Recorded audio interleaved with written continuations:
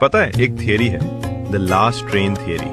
कहते हैं जिंदगी में हर इंसान के लिए एक आखिरी ट्रेन जरूर आती है। बस फर्क इतना होता है, कुछ लोग वक्त पर चढ़ जाते हैं और कुछ बस प्लेटफॉर्म पर खड़े रह जाते हैं, ये सोचते हुए कि शायद एक और आ जाएगी। पर सच्चाई ये है, कुछ ट्रेनें दोबारा नहीं आती। कुछ लोग, कुछ मौके एक बार छूट जाए ना, तो उनकी सीटी की आवाज जिंदगी भर दिल में गूंजती रहती है। और अजीब बात यह है